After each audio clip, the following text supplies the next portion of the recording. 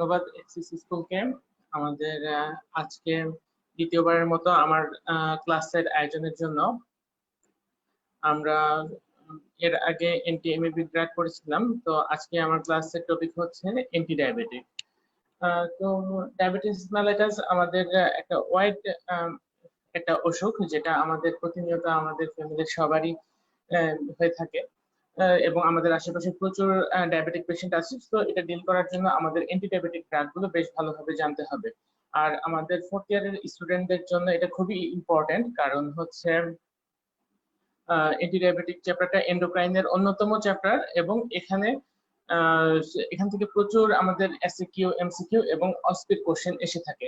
তো আমরা আজকে ক্লাসে চলে যাচ্ছি, আমাদের স্লাইড শেয়ার দিয়ে আমরা আমাদের আজকের ক্লাসে চলে যাচ্ছি। আশা করি সবাই আমাদের সাথেই থাকবে।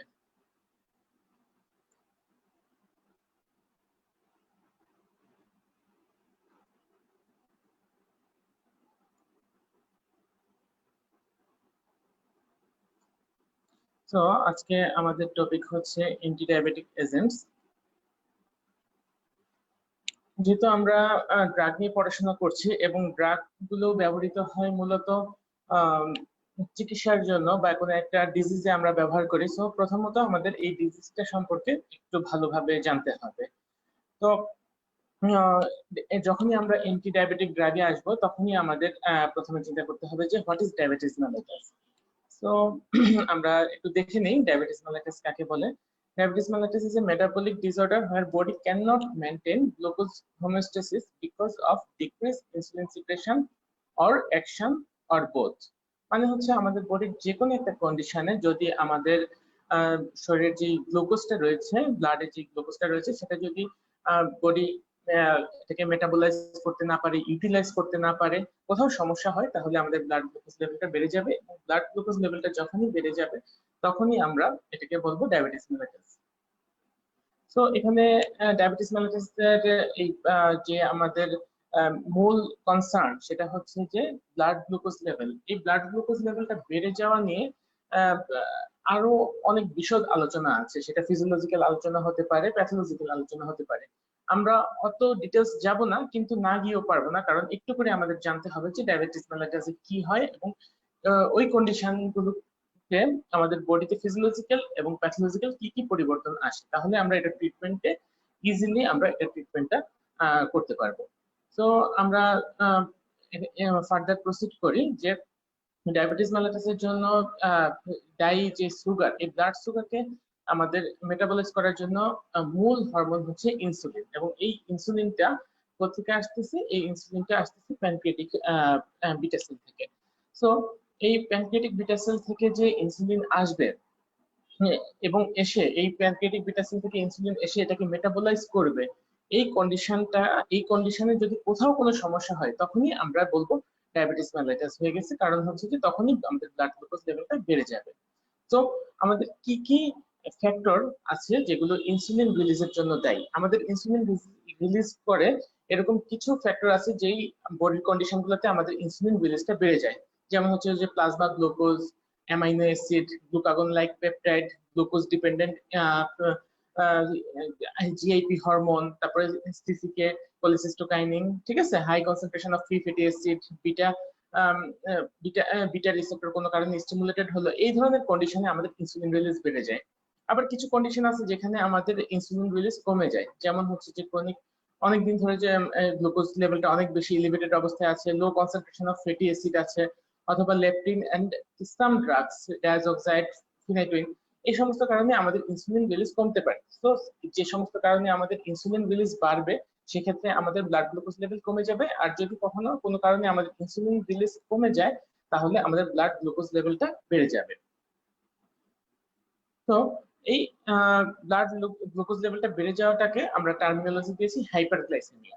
এই hyperglycaemia caused by relative or absolute deficiency of insulin. ইনসুলিনের যদি কোনো কারণে বডিতে অল্প সময়ের জন্য অথবা দীর্ঘমেয়াদী পরিমাণে যদি ইনসুলিন ডেফিসিয়েন্সি হয়, তাহলে হাইপারগ্লাইসেমিয়া হবে। ইনসুলিনের যে রিসেপ্টর রয়েছে, এই রিসেপ্টরের সংখ্যা যদি পরিবর্তন হয়, আমার ইনসুলিন ঠিকই সিক্রেশন হচ্ছে, কোনো কারণে আমার ইনসুলিনের রিসেপ্টরের সংখ্যা কমে গেছে, তখন ইনসুলিন কাজ করতে পারবে না। এই ধরনের সমস্যা হতে পারে। অথবা ইনসুলিনও ঠিক আছে, আমার রিসেপ্টরের সংখ্যাও ঠিক আছে, কিন্তু ইনসুলিনটা রিসেপ্টরের সাথে প্রপারলি বাইন্ড করতে পারছে না, এখানে কোনো একটা সমস্যা হয়েছে, ইনসুলিন রিসেপ্টরের প্রতি ইনসুলিনের সেন্সিটিভিটি যেটা ছিল সেটা নষ্ট হয়ে গেছে। এই ধরনের কন্ডিশন যদি হয় তখন ওই কন্ডিশনে আমাদের হাইপারগ্লাইসেমিয়া হয়ে যাবে বা ব্লাড গ্লুকোজ লেভেলটা বেড়ে যাবে, এবং একটা সার্টেন লেভেলের উপরে যদি ব্লাড গ্লুকোজ লেভেলটা বেড়ে যায় তাহলেই আমরা বলবো আমাদের ডায়াবেটিস মেলাইটাস হয়েছে। তাহলে আমাদের জানতে হবে যে এই যে ইনসুলিন যেটা আমাদের ব্লাড গ্লুকোজ লেভেল কমানোর জন্য দায়ী, এই ইনসুলিনটা প্রতিদিন কি পরিমাণে আমাদের ব্লাডে থাকা উচিত বা প্রতিদিন কি পরিমাণে এটা সিক্রেশন হয় প্যানক্রিয়াটিক বিটা সেল থেকে। তো প্যানক্রিয়াটিক বিটা সেল থেকে প্রতিদিন ইনসুলিন সিক্রেশন হচ্ছে 18 to 40 ইউনিট। ইন্টারন্যাশনাল ইউনিটে আমরা সবসময় ইনসুলিন পরিমাণ করি, তো ইন্টারন্যাশনাল ইউনিটে যখন আমরা ইনসুলিন পরিমাপ করব তখন আমরা বলবো যে 18 থেকে 40 ইউনিট প্রতিদিন সিক্রেশন হয়। এভারেজলি আমরা ধরে রাখি 0.2 to 0.5 unit per KG per day.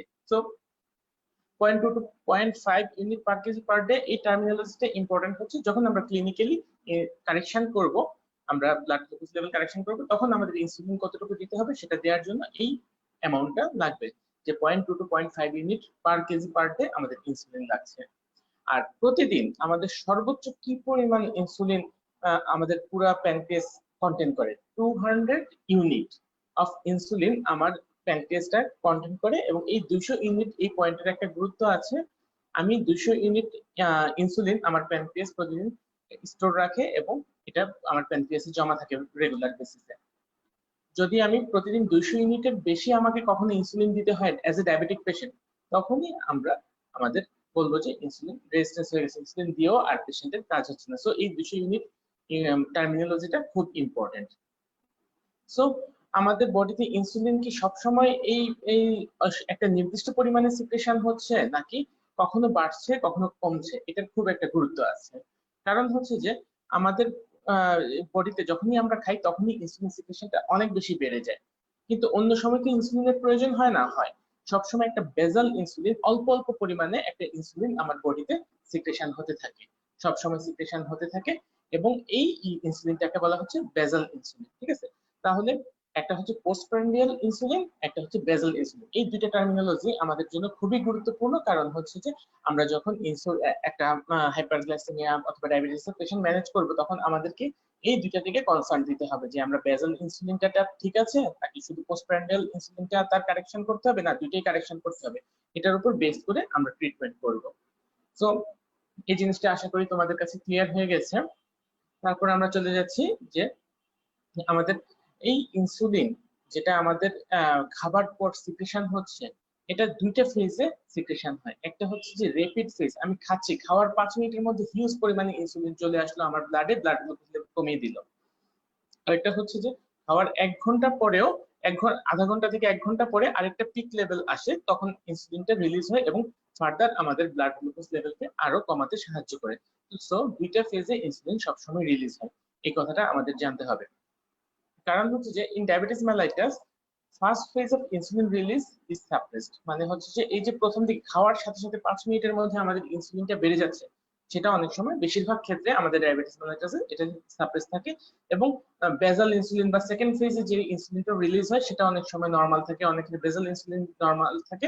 শুধুমাত্র যে খাবার পরবর্তীতে 5 মিনিটের মধ্যে যে ইনসুলিনটা বোলাস ফর্মে রিলিজ হওয়ার কথা ছিল সেটাতে প্রবলেম হয়। তো এই জিনিসটার উপর ডিপেন্ড করবে আমরা কি কারেকশন করব, কতটুকু কারেকশন করব। আমরা যদি এই ছবিতে দেখি তাহলে এখানে দেখা যাচ্ছে যে আমাদের প্যানক্রিয়াটিক বিটা সেলে আমাদের বয়সের সাথে সাথে আমাদের বিটা সেল লস হতে থাকে, আমাদের হাইপার এবং বয়স যত বাড়তে থাকে, আমাদের এজ যখন বাড়তে থাকে তখন ইনসুলিনের সেন্সিটিভিটিও অনেক সময় কমতে থাকে। এটা বয়সজনিত কারণ। এই জন্য আমরা দেখবো টাইপ 2 ডায়াবেটিস মেলাইটাস একটা সার্টেন এজের পরে হয়। এজ রিলেটেড আমাদের প্যানক্রিয়াটিক যে বিটা সেল আছে তার ফাংশন যখন ডিটোরিয়েট করবে তখন আমাদের টাইপ 2 ডায়াবেটিস মেলাইটাসটা হয়ে থাকে, এবং এটাই আমাদের টাইপ 2 ডায়াবেটিস মেলাইটাসের মূল প্যাথোজেনেসিস। সো এটার উপর বেস করে আমরা ট্রিটমেন্ট করব।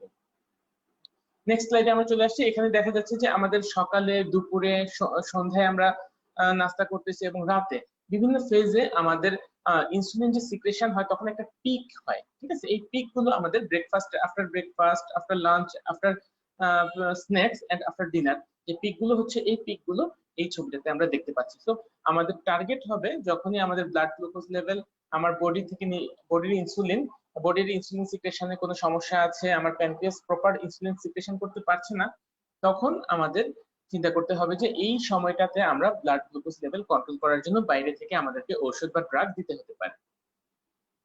So these are the important action of insulin। আমি অত ডিটেলসে যাব না, এগুলো আমাদের সম্পূর্ণ ফিজিওলজিক্যাল পড়াশোনা, কারণ ফিজিওলজিতে আমরা অলরেডি পড়েছি যে কার্বোহাইড্রেট মেটাবলিজমের উপর কি কাজ, ফ্যাট মেটাবলিজমের উপর কি কাজ, প্রোটিন মেটাবলিজমের উপর কি কাজ, এগুলো আমরা খুব ভালো করেই জানি। তবে একটা জিনিস আমাদেরকে অবভিয়াসলি মাথায় রাখতে হবে, ইনসুলিনের কাজ হচ্ছে ব্লাড গ্লুকোজ লেভেল কমানো। তার মানে হচ্ছে গ্লুকোজটাকে ভেঙে দিবে। গ্লুকোজ ভাঙার জন্য যে সমস্ত এনজাইম দেয় সেই সমস্ত এনজাইমের অ্যাক্টিভিটি বাড়বে। আর হচ্ছে যে ইনসুলিনের আরেকটা ইম্পর্টেন্ট কাজ হচ্ছে সে ফ্যাট কে ভাঙতে দিবে না, সে কোনোভাবেই ফ্যাট, চর্বি, ট্রাইগ্লিসারাইড এদেরকে ভাঙতে দিবে না, এদেরকে জমায় রাখবে আমাদের সেলের ভিতরে, এডিপোসাইটের ভিতরে।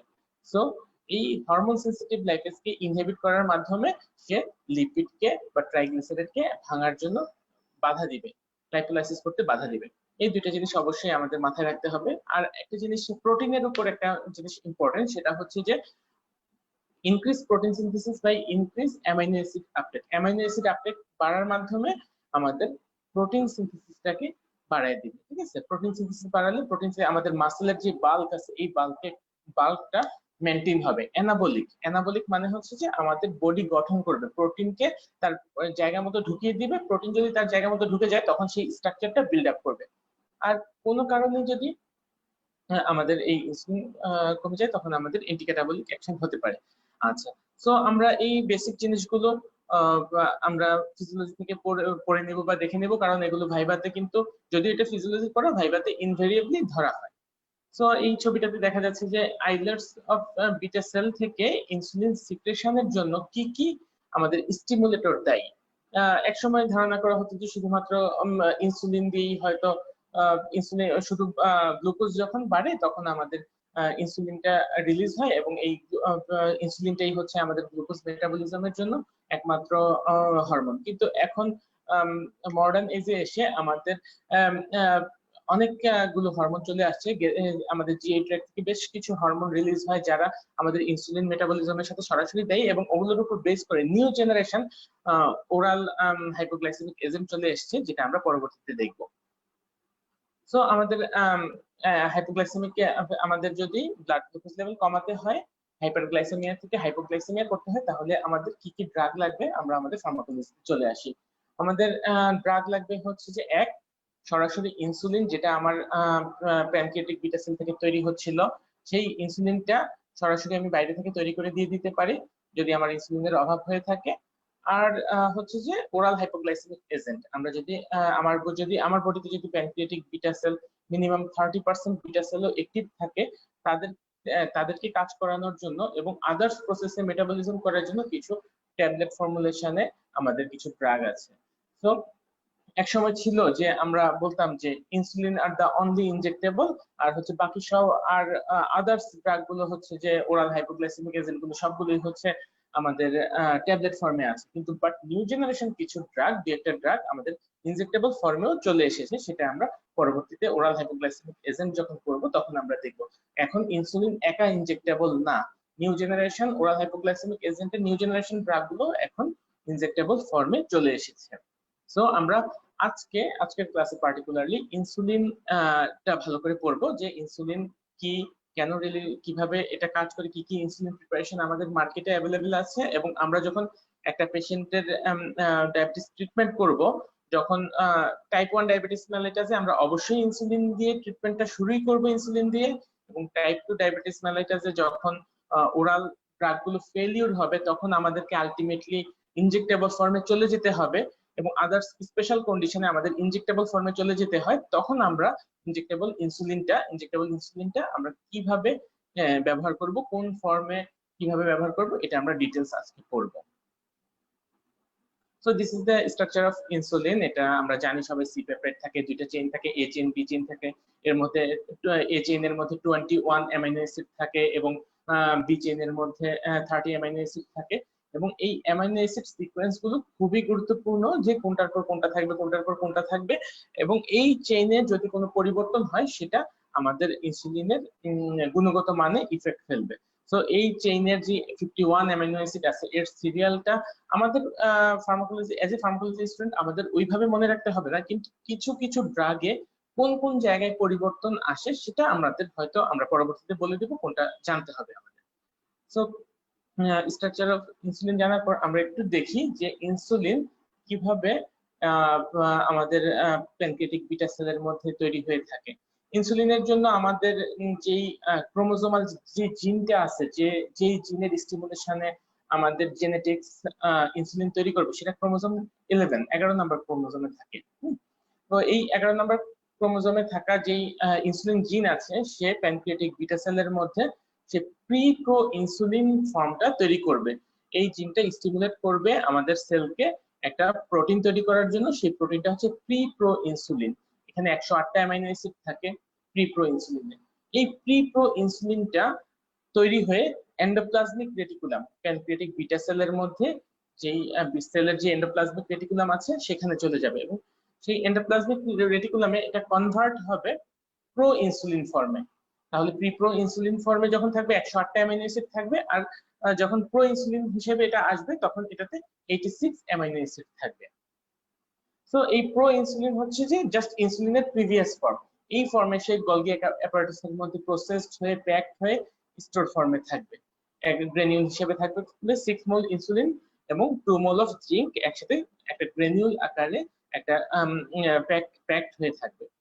যখন আমার সিগন্যাল আসবে, যখন আমার ওই প্যানক্রিয়াটিক বিটা সেলটা ডিপোলারাইজ হবে, ক্যালসিয়াম ঢুকবে, এই ক্যালসিয়াম ঢোকার রেসপন্সে স্টোর হয়ে থাকা যে ইনসুলিন তখন রিলিজ হবে।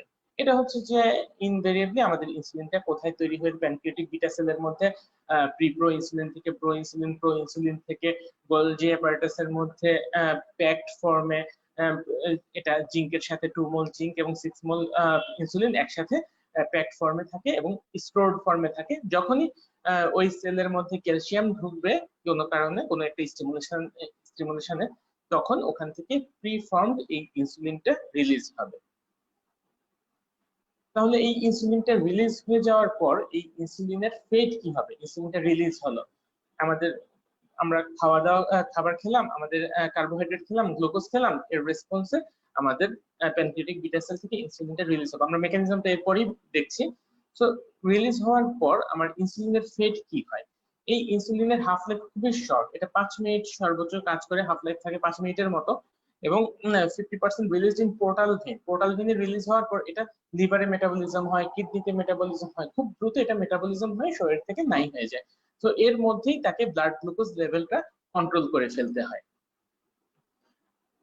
তো আর ইনসুলিনের আরেকটা জিনিস আমরা একটু দেখবো, সেটা হচ্ছে যে হয়তো আমাদের এমবিবিএস কারিকুলাম এটা ইম্পর্টেন্ট নাও হতে পারে, but nice to know purity of insulin বলে একটা কথা আছে, যে অনেক সময় ভালো মার্কসের জন্য আমাদের ভাইবা টেবিল এক্সটার্নাল স্যাররা জিজ্ঞেস করতে পারেন যে পিউরিটি অফ ইনসুলিন, একটা ইনসুলিনকে আমরা কখন পিওর বলবো? আমরা বাইরে থেকে রিকম্বিনেন্ট টেকনোলজি ইউজ করে এখন ইনসুলিন তৈরি করলাম ল্যাবে, সেই ইনসুলিনটা পিওর কিনা, কতটুকু পিওর, আমরা কতটুকু হলে এটাকে এটার মধ্যে একদম হিউম্যান ইনসুলিন থেকে কতটুকু পার্থক্য থাকা যাবে, এটার উপর ডিপেন্ড করে এটা পিউরিটি অফ ইনসুলিন বলে একটা মানদণ্ড দাঁড় করানো হয়েছে, যেখানে মিনিমাম 50 পার্টিকেল পার মিলিয়ন, মানে 50টা পার্টিকেল পার মিলিয়নে, মিলিয়ন মানে হচ্ছে 10 লক্ষ অণুর মধ্যে 50 পার্টিকেলস যদি অ্যাবনরমাল থাকে তখন আমরা এটাকে পিওর বলবো। আর এখনকার যুগে আমরা যে নিউ টেকনোলজিতে ইনসুলিন তৈরি করা হয় সেটা সেখানে less than 10 particle per million থাকে। তো এটা অনেক বেশি পিউরিফাইড। বাট এর আগে বোভাইন ইনসুলিন, প্রোকাইন ইনসুলিন, ঠিক আছে, যখন বিভিন্ন অ্যানিমেল থেকে আমাদের ইনসুলিন তৈরি করা হতো তখন এই পিউরিটিটা অনেক বেশি ফ্যাক্ট করতো। যাই হোক, এটা নাইস টু নো, এটা আমরা বলে রাখলাম, জাস্ট স্লাইডে ছিল দেখে। আর আমরা এখন আসি যে আমাদের যে ইনসুলিন আমরা বললাম যে রিলিজ হয় ক্যালসিয়াম ঢুকলে, প্যানক্রিয়াটিক বিটা সেলের মধ্যে যখন ক্যালসিয়াম ঢুকলে ক্যালসিয়ামের রেসপন্সে প্রি ফর্ম যে স্টোর যেই ইনসুলিন আছে, এই স্টোরড ইনসুলিনটা রিলিজ হতে পারে। তো এই ক্যালসিয়ামটা কখন ঢুকবে বা কেন আমাদের প্যানক্রিয়াটিক বিটা সেলটা স্টিমুলেট হয়, আমরা এখানে এই ছবিটা দেখি, এখানে আছে যে গ্লুকোজ এবং অ্যামাইনো অ্যাসিড, এই দুইটা স্টিমুলাস, ঠিক আছে। গ্লুকোজ বা অ্যামাইনো অ্যাসিড এটা ইন্ডিপেন্ডেন্ট, তারা ইন্ডিপেন্ডেন্টলি এই সেলের ভিতরে প্যানক্রিয়াটিক বিটা সেলের মধ্যে ঢুকে যেতে পারে। প্যানক্রিয়াটিক বিটা সেলের মধ্যে ঢুকে তারা মেটাবলিজম হবে, মেটাবলিজম হলে এটিপি প্রোডাকশন হবে। এটিপি প্রোডাক্ট, আমি গ্লুকোজ খেলাম, গ্লুকোজটা ব্লাডে যে গ্লুকোজটা অতিরিক্ত হয়ে গেল, ঘোরাঘুরি করছে, এই এক্সট্রা গ্লুকোজটা আমার প্যানক্রিয়াটিক বিটা সেলের মধ্যে ইন্ডিপেন্ডেন্ট প্রসেসে, কারো হেল্প লাগবে না, নিজে নিজে সে ডিফিউজ হয়ে ঢুকে গেল। ঢুকে যাওয়ার পর তার সেটা মেটাবলিজম হলো, মেটাবলিজম হলে সেখানে এটিপি তৈরি হলো। এটিপি তৈরি হওয়ার পর এই এটিপিটা কি করবে, সেল মেমব্রেনের মধ্যে পটাশিয়াম চ্যানেলকে ব্লক করে দিবে।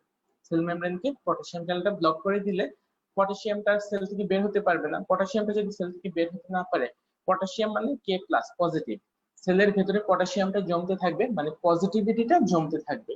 আমরা জানি যখন প্লাস বা পজিটিভিটি, একটা সেলের মধ্যে সবসময় রেস্টিং মেমব্রেন পটেনশিয়াল থাকে -90, -70, বিভিন্ন সেলে আমরা পড়েছি -90, -70, -55 এরকম করে রেস্টিং মেমব্রেন পটেনশিয়াল থাকে।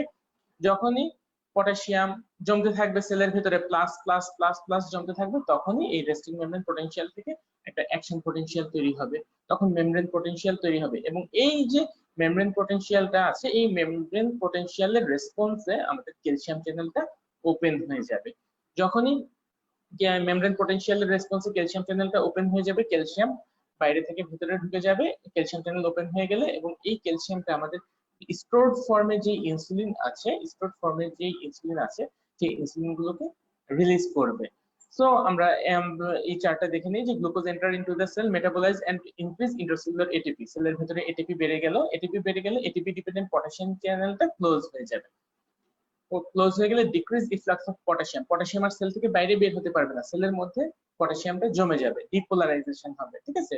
যখনই প্লাস বাড়তে থাকবে, আমরা জানি মাইনাস থেকে নেগেটিভিটি থেকে পজিটিভিটি থেকে যেতে থাকবে, তখনই আমাদের একটা অ্যাকশন পটেনশিয়াল বা ডিপোলারাইজেশন হয়। সো এই ডিপোলারাইজেশন, বিটা সেলের মধ্যে ডিপোলারাইজেশনের রেসপন্সে আমাদের ক্যালসিয়াম চ্যানেল ওপেন হয়ে যাবে, এবং যখনই ক্যালসিয়াম চ্যানেলটা ওপেন হয়ে যাবে, তখনই এই ক্যালসিয়ামটা এসে মাইক্রোটিউবুলসকে কন্ট্রাক্ট করবে এবং স্টোরড প্রিফর্মড স্টোরড ইনসুলিনটাকে রিলিজ করার জন্য হেল্প করবে।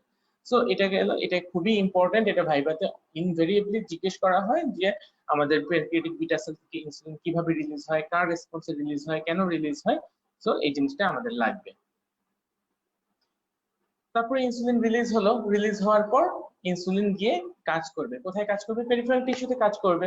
পেরিফেরাল টিস্যুতে ইনসুলিন কোথায় কিভাবে কাজ করবে, সেটা একটা ইম্পর্টেন্ট জিনিস, ঠিক আছে।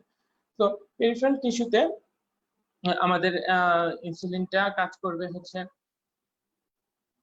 ইনসুলিন রিসেপ্টরের উপর। ইনসুলিন রিসেপ্টরটা দেখতে অনেকটা এরকম, এই স্লাইডে যেটা দেখা যাচ্ছে যে ইনসুলিন রিসেপ্টরের সাইট থাকে, বাইন্ডিং সাইট থাকে 2 alpha and 2 beta subunit থাকে। আমরা সবাই জানি, এটা আমরা আগে পড়েছি। So 2 alpha 2 beta subunit থাকে এবং সালফাইড বন্ড দিয়ে এটা বন্ডিং অবস্থায় থাকে। তো যখনই আমাদের এই ইনসুলিনটা এসে এই আলফা রিসেপ্টর বাইন্ডিং সাইট যেটা আছে, এটা সেলের বাইরের দিকে থাকে এবং এখানে বাইন্ড করবে, তখনই বিটা সাবস্ট্রেট গুলো যেটা সেলের ভেতরের দিকে কাজ করে, তারা অ্যাক্টিভ হয়ে যাবে। সো এই মেকানিজমটা ইম্পর্টেন্ট, যে ইনসুলিন এসে ইনসুলিন রিসেপ্টরের সাথে বাইন্ড করার পর কিভাবে সেলের মধ্যে সে গ্লুকোজকে ঢোকায়। একটা সেলের মধ্যে ব্লাড গ্লুকোজ, সেলের বাইরে আমাদের ব্লাড ভেসেলের মধ্যে ব্লাড গ্লুকোজ লেভেল, আমরা খাওয়া দাওয়া করেছি, আমাদের ব্লাড গ্লুকোজ লেভেল বেড়ে গেছে, সেই ব্লাড ভেসেল থেকে ব্লাড গ্লুকোজকে আমাদের সেলের ভিতরে ঢোকানোর জন্য দায়ী হচ্ছে এই ইনসুলিন রিসেপ্টর। এবং এই রিসেপ্টরটা কিভাবে কাজ করে, এটা রিটেন এবং ভাইবার জন্য খুবই ইম্পর্টেন্ট। তো আমরা দেখলাম যে ইনসুলিন রিসেপ্টরের দুইটা সাব ইউনিট, 4 সাব ইউনিট থাকে, 2 আলফা 2 বিটা। 2 আলফা থাকে বাইরের দিকে, 2 বিটা থাকে ভেতরের দিকে। এবং এই যে বিটা সাব ইউনিট, এটাকে ট্রান্স মেমব্রেন প্রোটিন বলা হয়।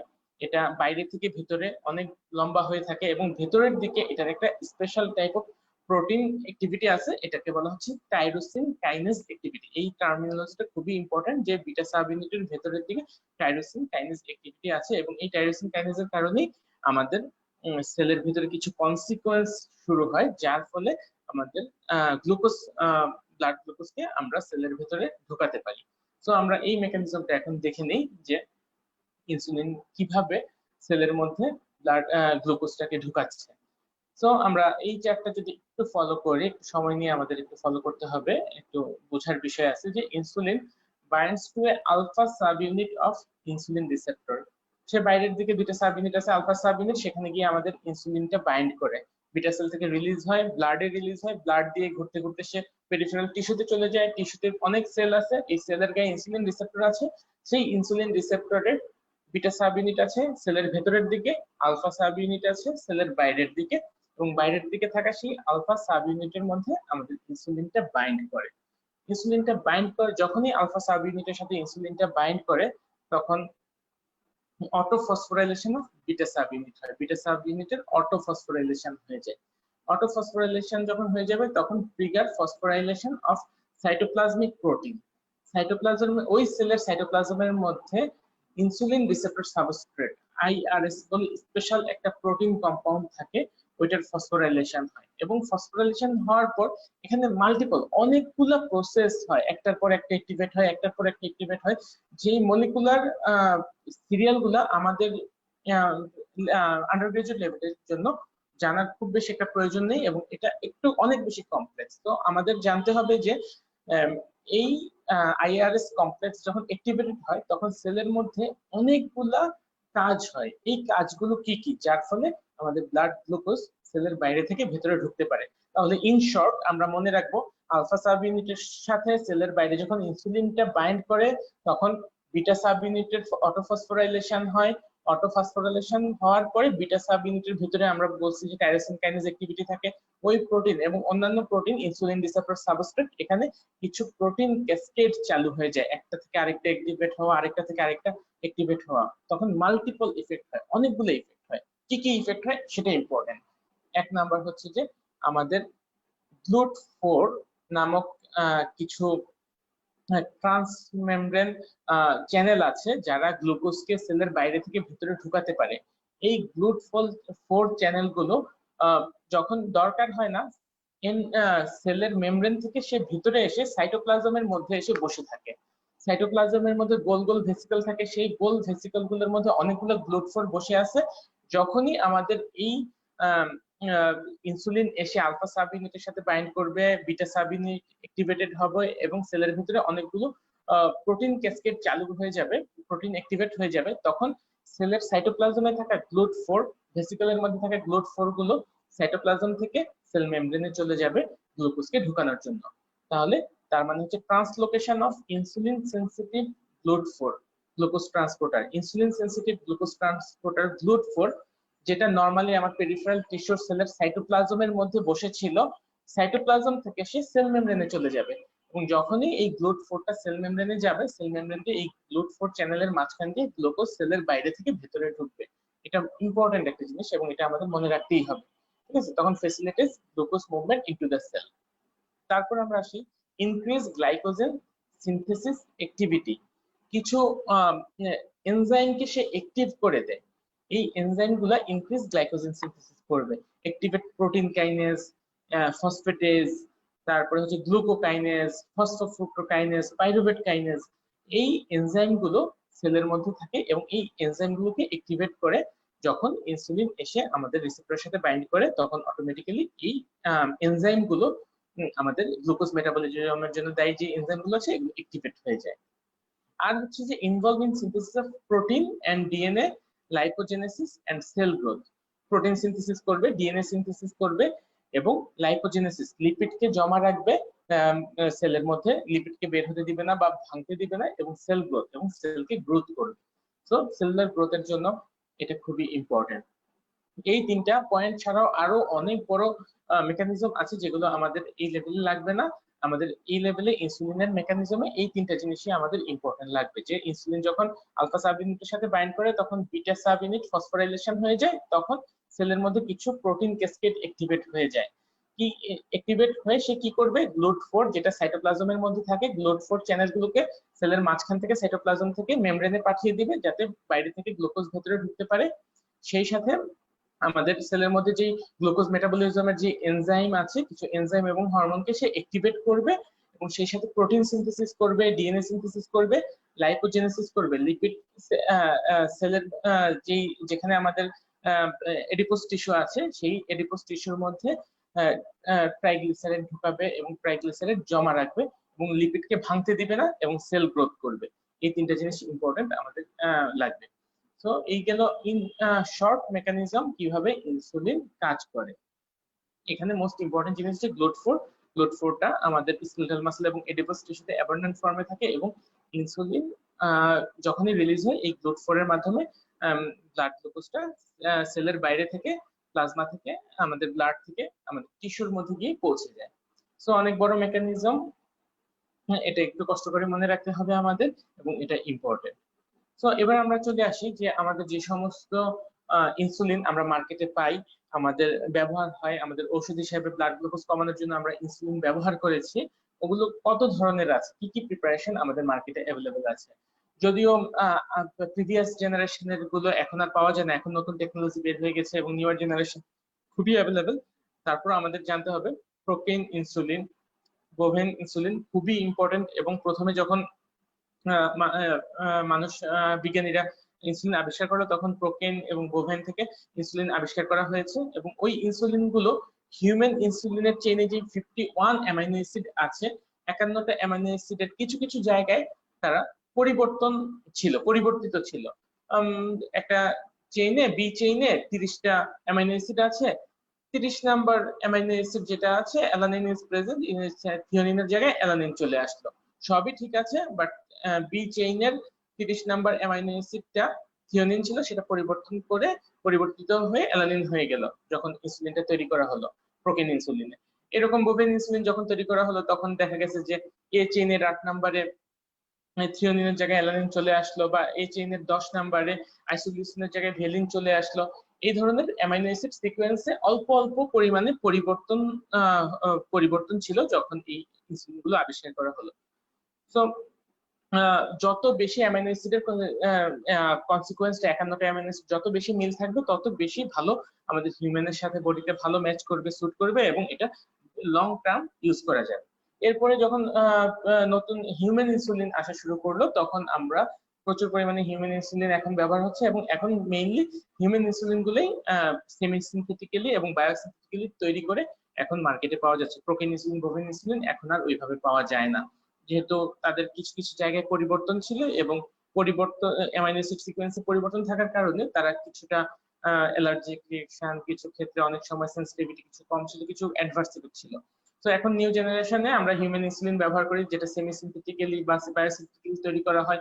ইকোলাই, ইস্ট বা এখানে হিউম্যান যে জিন আছে এই জিনটাকে কেটে রিকম্বিনেন্ট ডিএনএ টেকনোলজির মাধ্যমে ওই ইকোলাই ইস্টের ভিতরে দিয়ে তখন ওইখান থেকে তৈরি করা হয়, ওইখান থেকে আমাদের হিউম্যান ইনসুলিন, হুবহু হিউম্যান ইনসুলিনটা তৈরি করা হচ্ছে। সো এই হিউম্যান ইনসুলিন গুলো তিনটা ভেরিয়েশনে তৈরি করা হয়, ইএমপি, পিআরবি, পিওয়াইআর, ঠিক আছে। এগুলোকে বিভিন্ন নামে ডাকা হয়। আমাদের দেশে জনপ্রিয় নাম হচ্ছে, আমরা এগুলো আর জেনেটিক্যালি এই নামে না ডেকে ভেলসুলিন, হিউমেলিন অথবা অ্যাক্ট্রাপ্রিড, এই নামগুলো হচ্ছে আমাদের জন্য জনপ্রিয়। এবং যখন আমরা প্র্যাকটিস করব তখন আমরা দেখবো যে আমাদের দেশে যে ইনসুলিন গুলো পাওয়া যাচ্ছে এগুলোকে আমরা অ্যাক্ট্রাপ্রিড নামে ডাকতেছি বা হিউমেলিন নামে ডাকতেছি অথবা ভেলসুলিন নামে ডাকতেছি। তো এই হিউম্যান ইনসুলিনের এই ফর্ম গুলো আমরা ক্লিনিক্যালি ব্যবহার করি। সো হিউম্যান ইনসুলিন যেগুলো রিকমেন্ড ডিএনএ টেকনোলজির মাধ্যমে তৈরি করা হয়, এগুলো ছাড়াও কেমিক্যালি ল্যাবে সম্পূর্ণ আলাদাভাবে ইনসুলিন অ্যানালগ কিছু জিনিস তৈরি করা হয়েছে, বিজ্ঞানীরা তৈরি করেছে, যেগুলো হিউম্যান ইনসুলিন, হিউম্যান জিন থেকে নিয়ে তৈরি করা হয় নাই, বাট বিজ্ঞানীরা এমন কিছু কেমিক্যাল সাবস্টেন্স তৈরি করেছে যারা ইনসুলিন রিসেপ্টরকে অ্যাক্টিভেট করতে পারে ইনসুলিনের, হিউম্যান ইনসুলিনের মতোই। ওইগুলোকে আমরা বলবো ইনসুলিন অ্যানালগ। এগুলো শর্ট অ্যাক্টিং আছে, লং অ্যাক্টিং আছে এবং আমরা এর পরবর্তীতে আমরা ইনসুলিনের যখন ক্লাসিফিকেশন দেখব তখন এগুলো ডিটেলস আমরা দেখছি। সো এখানে কিছু ছবি আছে, এখানে কোন কোন চেইনে ইনসুলিন রিলিজ কত নাম্বার চেইনে পরিবর্তন আছে বা অ্যাসপার্টের কত নাম্বার চেইনে একটু করে পরিবর্তন আছে সেগুলো এখানে দেয়া আছে। এগুলো হয়তো আমাদের জন্য পাস করার জন্য অন্তত আমাদের ইম্পর্টেন্ট না, বাট ক্লিনিক্যালি যারা এই সাবজেক্টে ক্যারিয়ার করতে চায় তারা একটু ডিটেলস দেখে নিতে পারে অন ইন্টারেস্টে। সো আমরা এখন চলে আসি যে ইনসুলিন প্রিপারেশন গুলো কিভাবে পাওয়া যায়, কি কি ফর্মে পাওয়া যায়। এটা এবং এর ডিউরেশন অফ অ্যাকশন অনুযায়ী ইনসুলিন কয় ধরনের আছে। এটা আমাদের রিটেনের কোশ্চেন, খুবই ইম্পর্টেন্ট রিটেনের কোশ্চেন। রিটেনে ইনভেরিয়েবলি আসবে, সকল ইউনিভার্সিটির জন্য ইম্পর্টেন্ট, এবং ভাইভাতেও জিজ্ঞেস করা হয় ইনসুলিন প্রিপারেশন কি কি ফর্মে পাওয়া যায় বা ক্লাসিফাই ইনসুলিন যদি বলা হয়, তাহলে আমরা এখান থেকে অ্যান্সার করতে হবে যে ইনসুলিনটা কত ভাবে পাওয়া যাচ্ছে। আল্ট্রা শর্ট অ্যাক্টিং, খুবই অল্প সময় কাজ করে, less than 15 minutes. Short acting insulin যেটা 1 ঘন্টা পর্যন্ত কাজ করে। তারপর ইন্টারমিডিয়েট অ্যাক্টিং ইনসুলিন যেটা 2 থেকে 4 ঘন্টা পর্যন্ত কাজ করে, এবং লং অ্যাক্টিং ইনসুলিন যেটা 4 থেকে 8 ঘন্টা কাজ করে, এবং লং অ্যাক্টিং ইনসুলিন যেটা 24 ঘন্টা পর্যন্ত কাজ করে। ঠিক আছে, তাহলে আমরা ultra short acting insulin, lispro, Asphalt এই নামে আমরা জেনে থাকি, এবং এটা এগুলো আমাদের একটু কষ্ট করে ইনসুলিনের নামগুলো আমাদের মুখস্থ করে ফেলতে হবে, যেহেতু এগুলো পরীক্ষায় আসে এবং ভাইবা বোর্ডে জিজ্ঞেস করা হয়। সো এগুলো একটু কষ্ট করে আমাদের নামগুলো মুখস্থ করে ফেলতে হবে, যে আল্ট্রা শর্ট অ্যাক্টিং ইনসুলিন কি কি আছে। লিসপ্রো, অ্যাসপার্ট এরা 5 মিনিটের মধ্যে 15 মিনিটের মধ্যে পিকে উঠে যায়, এবং 0.5 to 1.5 আওয়ার পর্যন্ত কাজ করে। শর্ট অ্যাক্টিং ইনসুলিন গুলো 2 to 4 আওয়ার কাজ করতেছে। ইন্টারমিডিয়েট অ্যাক্টিং ইনসুলিন গুলো 4 থেকে 8 ঘন্টা পর্যন্ত কাজ করতেছে, এবং লং অ্যাক্টিং গুলো প্রায় একদিন কভারেজ দিয়ে 24 আওয়ার্স পর্যন্ত কাজ করতেছে। এই জিনিসগুলো একটু জানতে হবে। আর শেষের দিকে যে দুইটা টার্মিনোলজি দেয়া আছে, এগুলোকে বলা হয় mix insulin, premix insulin. Premix ইনসুলিনটা এমন জিনিস যে একটা শর্ট অ্যাক্টিং ইনসুলিন এবং একটা লং অ্যাক্টিং ইনসুলিনকে মিক্স করে একটা বোতলে বাজারজাত করা হচ্ছে। কারণ হচ্ছে যে আমরা কিছু আগে বলেছি যে আমরা যখন খাওয়া দাওয়া করি তখন উইদিন 5 মিনিটস একটা blood glucose level sharp rise করে, এবং 1 ঘন্টা থেকে 2 ঘন্টা পরে আবার ইনসুলিন লেভেলটা আরেকবার পিকে আসে ব্লাড গ্লুকোজ লেভেলকে কন্ট্রোল করার জন্য। So ultra short acting insulin গুলো 5 থেকে 10 মিনিটের মধ্যে যেই পিকটা হচ্ছে সেটাকে কন্ট্রোল করবে, এবং লং অ্যাক্টিং ইনসুলিন গুলো 2 থেকে 3 ঘন্টা পর্যন্ত বা 4 ঘন্টা পর্যন্ত আমাদেরকে সাপোর্ট দিবে। এই কারণে একটা শর্ট অ্যাক্টিং ইনসুলিন এবং একটা লং অ্যাক্টিং ইনসুলিন 30-60, 50-50 তোমরা দেখবে যে 30-70 বা 50-50, 40-60 এরকম ফর্মে মিক্স করে দেওয়া হয়, যে একটা 40% একটা 70%। আমরা শর্ট অ্যাক্টিং ইনসুলিন দিলাম 30% আর ইন্টারমিডিয়েট অ্যাক্টিং ইনসুলিন দিলাম 70%। তাহলে শর্ট অ্যাক্টিংটা আমার 1 ঘন্টা 2 ঘন্টা পর্যন্ত সাপোর্ট করতেছে, আর ইন্টারমিডিয়েট অ্যাক্টিংটা আমাকে 4 ঘন্টা বা 8 ঘন্টা পর্যন্ত সাপোর্ট করতেছে। এর ফলে আমাকে প্রতি বেলায় বেলায় ইনসুলিন নিতে হচ্ছে না, সকালে একবার নিলে হচ্ছে আর রাতে একবার নিলে হচ্ছে। তাহলে এভাবে মিক্স করে ইনসুলিন গুলো প্রি মিক্সড ফর্মে তৈরি করা হচ্ছে। এই জিনিসটা একটু আমাদের জানতে হবে। তারপরে আমরা চলে আসি যে ইনসুলিন যে আমরা ক্লাসিফিকেশন করলাম, এই ক্লাসিফিকেশনের যে ইনসুলিন গুলো আছে এগুলো একটু করে আমরা নাম করব, এবং ইম্পর্টেন্ট যে টার্মিনোলজি গুলো এই রিলেটেড সেগুলো একটু করে জানবো। কারণ হচ্ছে যে এখান থেকে আমাদের আন্ডার গ্রাজুয়েট লেভেলে অত ডিটেলস বেশি ধরা হয় না, কিন্তু জাস্ট সুপারফিশিয়াল কিছু জিনিসপত্র জিজ্ঞেস করা হয়, সেগুলো আমরা একটু দেখে নিব। আল্ট্রা শর্ট অ্যাক্টিং ইনসুলিন খুবই দ্রুত কাজ করে, সাবকিউটেনিয়াসলি এটা দেয়া হয়, এবং 5 থেকে 15 মিনিটের মধ্যে এটা পিকে চলে যায়। 1 ঘন্টা পর্যন্ত এটা কাজ করে আল্ট্রা শর্ট অ্যাক্টিং গুলো। সর্বোচ্চ 3-4 ঘন্টা পর্যন্ত থাকতে পারে এর অ্যাকশনটা, তারপর এটা নাই হয়ে যায়। তো ইনসুলিন লিসপ্রো, ইনসুলিন অ্যাসপার্ট এগুলো খুবই ইম্পর্টেন্ট নাম। এবং কখন আমরা আল্ট্রা শর্ট অ্যাক্টিং ইউজ করব, যার খাওয়ার পর পর পোস্টপ্যারেন্ডিয়াল, যে ফার্স্ট পিকে যে ইনসুলিনটা রিলিজ হওয়ার কথা ছিল, খাওয়ার পর পর প্রচুর বোলাস একটা ইনসুলিন রিলিজ হওয়ার কথা ছিল, সেটা হচ্ছে না। তার হয়তো বেজাল ইনসুলিন ঠিক আছে, সারাদিনে অল্প অল্প করে প্যানক্রিয়াটিক বিটা সেল থেকে ইনসুলিন রিলিজ হয়, সেটা ঠিক আছে, কিন্তু তার খাওয়ার পরে যে একটা বোলাস ইনসুলিন রিলিজ হওয়ার কথা ছিল, প্যানক্রিয়াটিক বিটা সেল নষ্ট হয়ে গেছে বা অন্য কোনো সমস্যা হয়েছে, যার ফলে খাওয়ার পর তার বোলাস ইনসুলিনটা আসতেছে না, খাওয়ার পরে সে ব্লাড গ্লুকোজটা মেনটেন করতে পারছে না, সেক্ষেত্রে আমরা আল্ট্রা শর্ট অ্যাক্টিং ইনসুলিনটা চুজ করব। তারপরে আসি আমরা শর্ট অ্যাক্টিং ইনসুলিন, এগুলোকে রেগুলার ইনসুলিন বা এনপিএইচ, ন্যাচারাল প্রোটামিন হেক্সন নামে জানা যায়। এই দুই ধরনের ইনসুলিন হচ্ছে যে শর্ট অ্যাক্টিং ইনসুলিন। এরা আল্ট্রা শর্ট অ্যাক্টিং এর চেয়ে কিছুক্ষণ বেশি কাজ করে। এটা খাওয়ার পরে 2 থেকে 3 ঘন্টা পরে যে আমাদের একটা পিক আসে, 1 থেকে 2 ঘন্টা পরে ব্লাড গ্লুকোজ লেভেলটা সেকেন্ড ওয়েভটা সেকেন্ডলি রাইজ করে, সেটাকে কন্ট্রোল করার জন্য আমরা রেগুলার ইনসুলিনটা ব্যবহার করব। সো এখানে regular insulin ultra short acting এর সাথে এর পার্থক্য হচ্ছে এখানে যেই ন্যাচারাল প্রোটামিন হেক্সন, প্রোটামিন বলে একটা শব্দ আছে, এটা একটা প্রোটিন সাবস্টেন্স। আবার আমাদের এনপিএইচ ইনসুলিনে আরেকটা জিনিস থাকে রেগুলার ইনসুলিনে, সেটা হচ্ছে জিঙ্ক মিক্স থাকে। এই জিঙ্ক এবং প্রোটামিন এই দুইটা কম্পাউন্ডের প্রপার্টি হচ্ছে যে এরা ইনসুলিন নর্মাল ইনসুলিনটাকে রিলিজ করতে একটু বেশি সময় নিবে, এবং এর ফলে এর ডিউরেশন অফ অ্যাকশন বেড়ে যাবে। প্রোটামিন একটা প্রোটিন সাবস্টেন্স। এই প্রোটিন সাবস্টেন্সটা যখন আমার ইনসুলিন কম্পাউন্ডের চারপাশে লেগে থাকবে, যখন আমি সাবকিউটেনিয়াসলি ইনজেকশন দিলাম, সেখানে আমার ইনসুলিন কম্পাউন্ডের সাথে প্রোটামিন মিক্স অবস্থায় আছে, তাহলে যে প্রোটামিনটা চারপাশে একটা প্রোটেক্টিভ ব্যারিয়ারের মতো কাজ করবে এবং সাবকিউটেনিয়াসলি ইনসুলিনটা চামড়ার নিচ থেকে সরাসরি ব্লাডে দ্রুত চলে যাওয়া বাধা দিবে। তখন প্রোটিওলাইটিক এনজাইম এসে যখন প্রোটামিন সাবস্টেন্সটাকে প্রোটিওলাইসিস করে দিবে, তারপরে ধীরে ধীরে ধীরে ধীরে আমাদের সাবকিউটেনিয়াস এরিয়া থেকে ইনসুলিনটা রিলিজ হবে। ওইভাবে জিঙ্ক কম্পাউন্ডটা অনেক ইনসুলিনকে ধরে রাখে, ইনসুলিনের সাথে জিঙ্ক একটা বন্ড ফর্ম করে রাখে এবং এই জিঙ্কের কনসেন্ট্রেটেড জিঙ্ক থাকার কারণে সাবকিউটেনিয়াসলি জিঙ্ক এবং ইনসুলিন একসাথে যখন দেওয়া হবে মিক্স করে, তখন এই জিঙ্কটা ইনসুলিনটাকে দ্রুত ব্লাডে যেতে বাধা দিবে এবং এর ডিউরেশন অফ অ্যাকশনটা স্লোলি রিলিজ করবে এবং ডিউরেশন অফ অ্যাকশনটা বৃদ্ধি করতে সাহায্য করবে। তো এই এগুলো হচ্ছে যে আমাদের শর্ট অ্যাক্টিং ইনসুলিনের ব্যাপারে ইম্পর্টেন্ট কথা। তারপরে আমরা আসি long acting insulin. Long acting ইনসুলিনকে বেজাল ইনসুলিন বলা হয়। তার মানে হচ্ছে যে আমার সারাদিনে অল্প অল্প পরিমাণে ইনসুলিন রিলিজ হতে থাকে, সারাদিনে অল্প অল্প পরিমাণে রিলিজ হতে থাকে এবং এই বেজাল ইনসুলিনটা আমার সকালবেলা খালি পেটে আমি যখন ব্লাড গ্লুকোজ লেভেল চেক করব, দেখবো যে আমার ব্লাড গ্লুকোজ লেভেল কন্ট্রোলে আছে। কারো যদি সকালে খালি পেটে যখন ব্লাড গ্লুকোজ লেভেল করে দেখা যাবে যে সেটা কন্ট্রোলে নাই, তখন চিন্তা করতে হবে যে তার বেজাল ইনসুলিনে কোথাও সমস্যা হচ্ছে। তো আমরা বেজাল ইনসুলিনটা ব্যবহার করব, যার সারাদিন সারাদিন খাওয়া দাওয়ার পর রাতে যখন আমরা ঘুমাই, সকালে উঠে যখন আমরা ব্লাড গ্লুকোজটা লেভেলটা দেখবো, ওইখানে যদি আমরা দেখি যে না ব্লাড গ্লুকোজ লেভেলটা সকালবেলা খালি পেটে মেনটেন হচ্ছে না, সেক্ষেত্রে আমরা চিন্তা করবো যে তার বেজাল ইনসুলিন সিক্রেশনে কোনো একটা সমস্যা আছে। জনপ্রিয় বেজাল ইনসুলিন বা লং অ্যাক্টিং ইনসুলিন হচ্ছে ইনসুলিন গ্লার্জিন এবং ইনসুলিন ডিটামিন। নিউ জেনারেশন কিছু এসেছে, সেগুলো এখন তোমাদের না জানলেও হবে।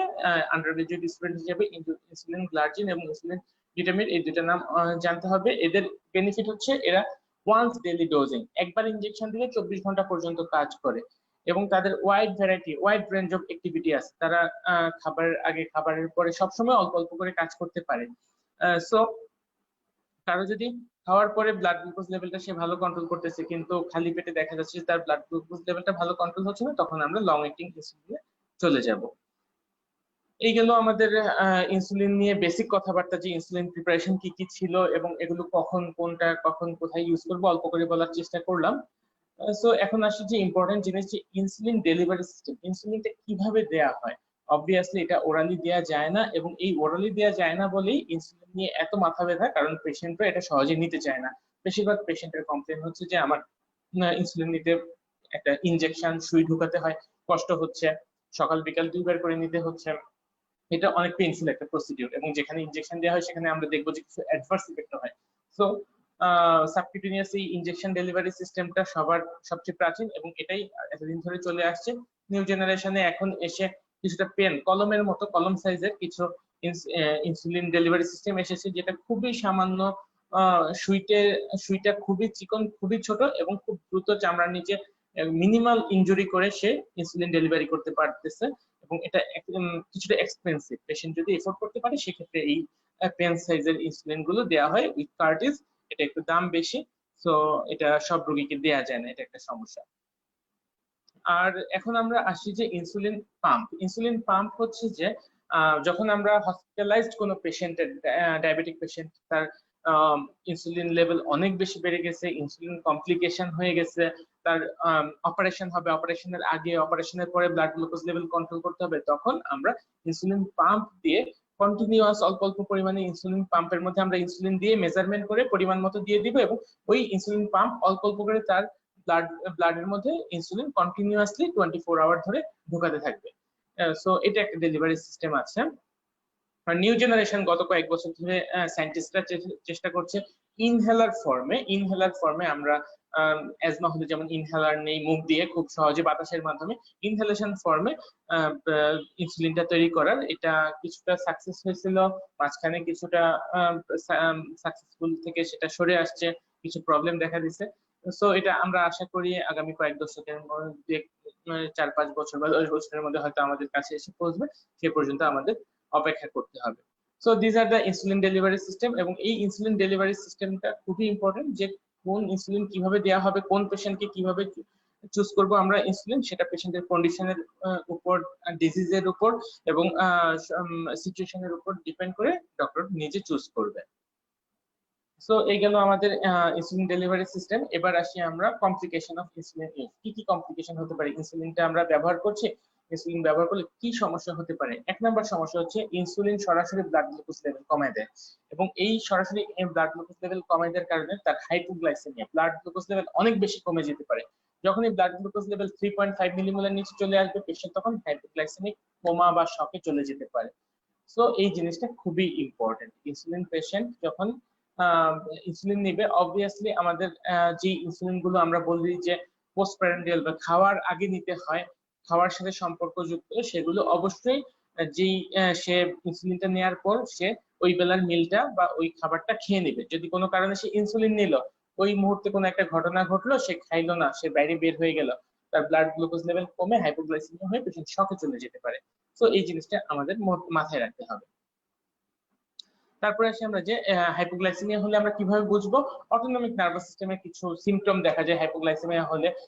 আমার বডিতে ব্লাড গ্লুকোজ লেভেল কমে গেছে, আমার নার্ভাস সিস্টেম অ্যাক্টিভেট হয়, সিম্প্যাথেটিক অ্যাক্টিভেশন হয়, পালপিটেশন, আমার বুক ধড়ফড় করবে, ট্রেমর হবে, সোয়েটিং হবে, হাঙ্গার, প্রচন্ড ক্ষুধা লাগবে এবং প্রচুর পরিমাণে ঘামবে পেশেন্ট, আর পালপিটেশন হবে। সো এই তখন আমরা বুঝবো যে ওই ইনসুলিন পেশেন্ট, যে পেশেন্ট ইনসুলিন নিচ্ছে, তাকে এই জিনিসগুলো যদি বুঝিয়ে দেওয়ার থাকে, যে সে তখন নিজেই বুঝতে পারবে যে আমার ব্লাড গ্লুকোজ লেভেলটা কমে গেছে, ব্লাড গ্লুকোজ লেভেল চেক করতে হবে, বা ইমিডিয়েটলি আমাকে একটু গ্লুকোজ খেয়ে নিতে হবে ওরালি।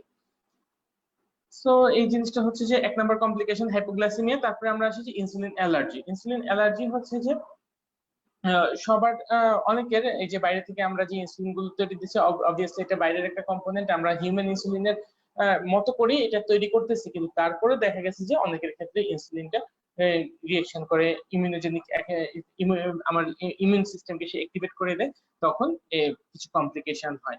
ইরিথেমা হতে পারে, আলসারেশন হতে পারে, সাবকিউটেনিয়াস নোডিউল হতে পারে, আর সিস্টেমিক বিভিন্ন কমপ্লিকেশন হতে পারে, ইভেন অ্যানাফাইলেকটিক শক পর্যন্ত হতে পারে। যদি আমার ইমিউন সিস্টেম ওই বাইরে থেকে দেওয়া ইনসুলিনের এগেইনস্টে অনেক বেশি রিঅ্যাকশন করে, তখন সেক্ষেত্রে আমার অ্যানাফাইলেকটিক শকও হতে পারে। তো এটা মাথায় রাখতে হবে।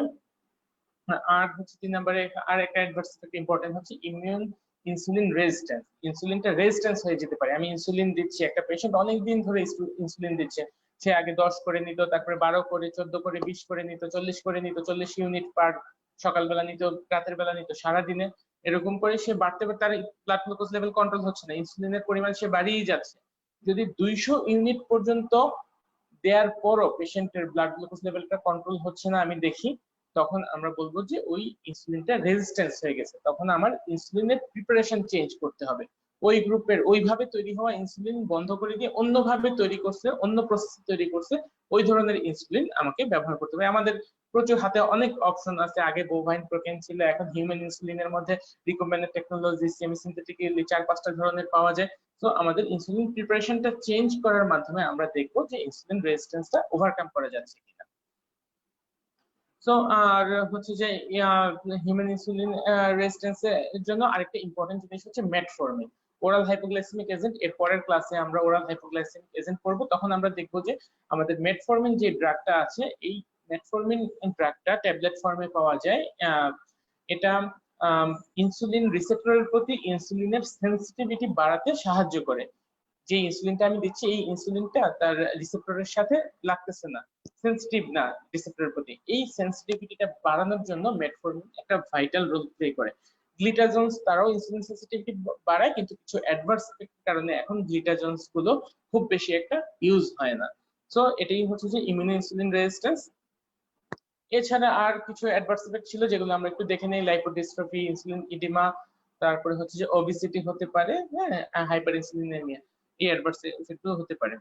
সো আমাদের ইনসুলিনের মেজর যে পোর্শন, যেটা আমাদের আন্ডার গ্রাজুয়েট সিলেবাসের জন্য খুবই ইম্পর্টেন্ট ছিল, সেগুলো আমরা দেখে নিলাম। আমরা আমাদের ক্লাসের শেষের দিকে চলে আসছি, জাস্ট আমরা ইন্ডিকেশন গুলো দেখবো। নেক্সট ক্লাসে আমরা ওরাল হাইপোগ্লাইসেমিক এজেন্ট বা ইনসুলিনের যেই ওরাল ফর্মুলেশনে যেই অ্যান্টি ডায়াবেটিক ড্রাগ গুলো পাওয়া যায়, সেগুলো নিয়ে ইন ডিটেলস পড়াশোনা করব। লাস্টলি আমি বলে নিচ্ছি যে ইনসুলিন আমরা কোথায় কোথায় ইউজ করি। সরাসরি ইনসুলিন টাইপ 1 ডায়াবেটিস মেলাইটাস, একটা ইয়াং এজের পেশেন্টের টাইপ 1 ডায়াবেটিস মেলাইটাস ডায়াগনোসিস হলো, তাকে অবশ্যই ইনসুলিন দিতে হবে, ওরাল ড্রাগ দেওয়া যাবে না। টাইপ 2 ডায়াবেটিস মেলাইটাস, বাট হ্যাঁ কখন? সবসময় টাইপ 2 ডায়াবেটিস মেলাইটাসের ফার্স্ট চয়েস অফ ড্রাগ হচ্ছে আমাদের ওরাল ড্রাগ। কিন্তু টাইপ 2 ডায়াবেটিস মেলাইটাস অনেকদিন ধরে সে ওরাল হাইপোগ্লাইসেমিক ড্রাগ খাচ্ছে, কিন্তু তার কন্ট্রোল হচ্ছে না ব্লাড গ্লুকোজটা, তখন আমরা ইনজেক্টেবল ইনসুলিনে শিফট করব।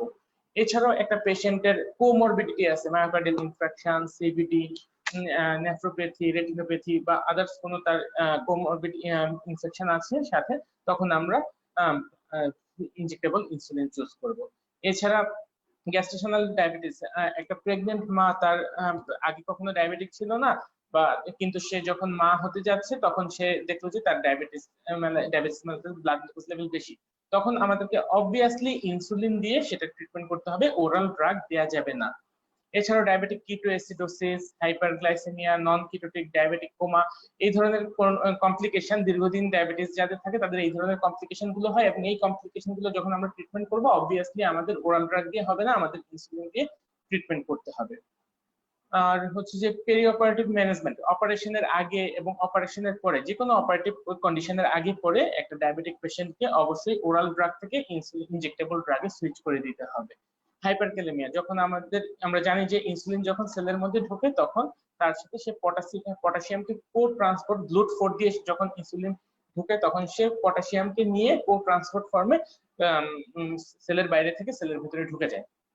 সো হাইপারক্যালেমিক যখন যে কোনো কন্ডিশনে আমরা যখন ট্রিটমেন্ট করবো, হাইপারক্যালেমিয়া ট্রিটমেন্টে একটা অপশন হচ্ছে ইনসুলিন এবং গ্লুকোজ একসাথে দিয়ে আমরা যখন পেশেন্টকে ইনজেক্টেবল ফর্মে দিব, তখন ইনসুলিন গ্লুকোজকে যখন সেলের মধ্যে ঢুকাবে তখন পটাশিয়ামকে সেলের বাইরে থেকে ভেতরে ঢুকাবে। ওই কন্ডিশন ট্রিট করার জন্য আমরা ইনসুলিন ব্যবহার করব। আর একটা ডায়াগনস্টিক ইউজ আছে যে আমরা insulin induced hypoglycaemia from anterior pituitary function test দেখার জন্য আমরা অনেক সময় ব্যবহার করতে পারি। তো এই গেল ইনসুলিনের ইউজ। সবাইকে ধন্যবাদ আমাদের আজকের ক্লাসে থাকার জন্য, এবং আমি আশা করি নেক্সট ক্লাসে আমরা ওরাল যে অ্যান্টিডায়াবেটিক ড্রাগ গুলো আছে, এই ড্রাগ গুলো আমরা ওরাল হাইপোগ্লাইসেমিক এজেন্ট গুলো আছে, আমরা সেই ড্রাগ গুলো নিয়ে বিশদ পড়াশোনা করব। সবাইকে ধন্যবাদ, এবং আজকের ক্লাসটি আমি এখানে শেষ করে দিচ্ছি। Thank you.